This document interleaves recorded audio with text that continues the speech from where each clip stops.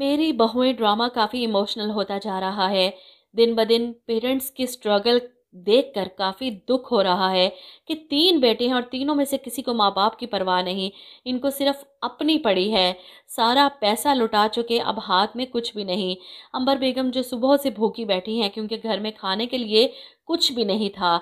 लेकिन हैरत है कि इस घर में इनकी बहू भी तो है। ईमान तो चली गई अपनी माँ के घर, जॉब कर रही है। फबीहा भी अपनी माँ के घर अय्याशियाँ कर रही है और रह गई महक, वो तो यहाँ पर है, वो भी भूखी है सारे दिन से। खैर, अपनी ही दुकान पर आसिफ साहब सेल्समैन की नौकरी शुरू कर चुके हैं और ऐसे में घर से अपने लिए खाना लेकर गए और वहाँ पर मौजूद वर्कर्स को इनका खाना पसंद आ गया, जिसके बाद इन्हें एक और काम मिल जाता है। वो खुशी खुशी अंबर बेगम को आकर बताते हैं कि तुमने मुझे टिफ़िन दिया था ना, वो वहाँ मौजूद वर्कर्स को बहुत पसंद आया। अब उन सब के लिए खाना हमारे घर से ही जाएगा, तुम बना कर दोगी और इसके वो हमें अलग से पैसे देंगे। अंबर बेगम ये सुनकर खुश हो जाती हैं। अब दोनों मियाँ बीवी अपनी ज़रूरियात पूरी करने के लिए खुद काम करना शुरू हो चुके हैं।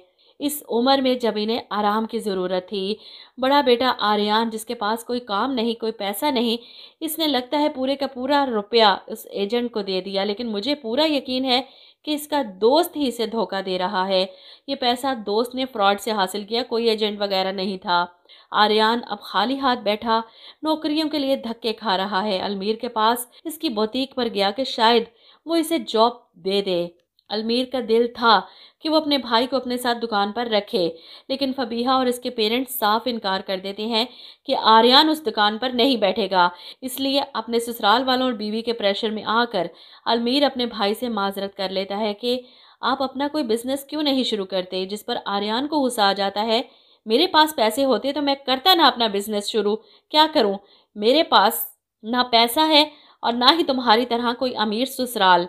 लेकिन अलमीर को अपने भाई की परेशानी अपने ससुराल वालों के हुक्म के सामने बहुत छोटी लगी और वहीं दूसरी तरफ अपने पांव पर खड़ी अपने और अपने बच्चे को पालने वाली ईमान को महक भाभी के भाई की गाड़ी में बैठे देखकर शाहवीर गुस्से से पागल हो जाता है। घर पहुंचता है और अपने माँ बाप के सामने ईमान के बारे में गलत सलत बोलता है, जिसे सुनकर अंबर बेगम हैरान, इतनी अच्छी लड़की को छोड़कर तुम पता नहीं किन चक्रों में हो। शाहवीर को गुस्सा आ जाता है, अच्छी लड़की? आपकी वो अच्छी लड़की किसी गैर मर्द के साथ उसकी गाड़ी में घूम रही है। अंबर बेगम गुस्से से चिल्लाती, शर्म नहीं आती अपनी बीवी पर तोहमत लगाते हुए? शाहवीर को अब मौका मिल चुका है ईमान से पीछा छुड़वाने का और दूसरी शादी करने का। अब डिजर्व करता है वो महानूर जैसी लड़की को, वही इसकी ज़िंदगी में आए और सब कुछ लूट कर ले जाए, तभी इसे ईमान की कदर होगी।